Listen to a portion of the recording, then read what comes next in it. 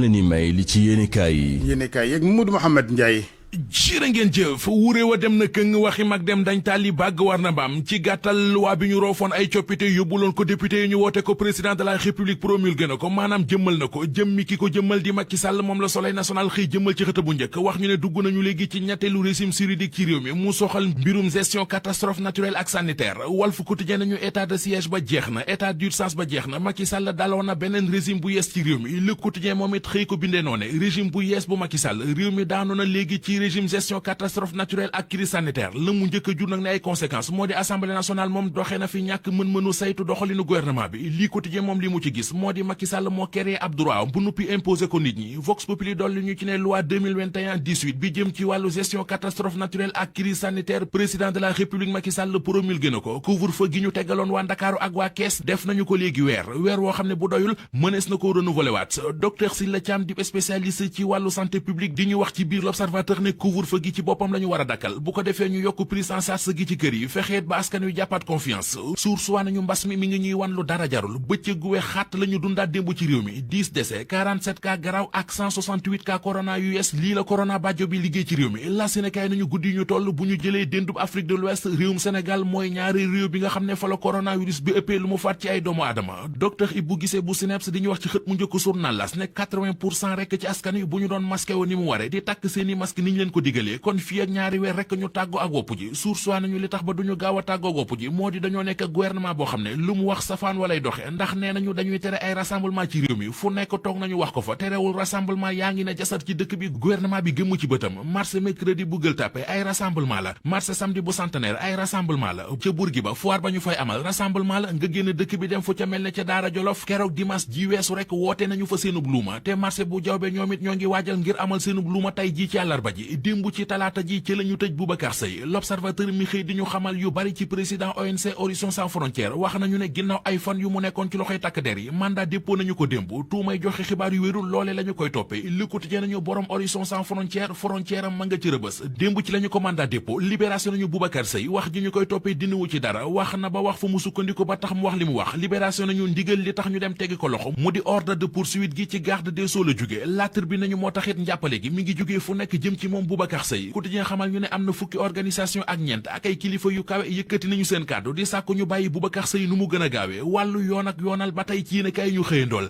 yëral xët mu njëkku Les Échos coowal 94 milliards yi fi lëmbe woon réew mi journal bi ne nañu Ousmane Sonko mi demoon porte ji plainte Mamadou Mamour Diallo Tahirou Sarr ak Maysa Ndiaye moom Ousmane Sonko doyen des six débouté na ko libération mel ne ku naan ñu pour muy leer plainte bu Ousmane Sonko ba classé nañu ko sans suite Banjul ga ca Gambie l'observateur nee nañu fa la yëf yi di jaxe ubbil yéenekaay bi couvre-feu gi am ci Ndakaaru ak boîte de nuit yi ñu tëj l'observateur nee nañu tax na ñi nga xam ne dañoo bëgg a happy namu paati seen yaram di laaj fête da leen di jaral ñu jóge Sénégal dem Gambie week-end fa ngir mën a happy nu mu leen neexee. comptoir commercial de plomberie du Sénégal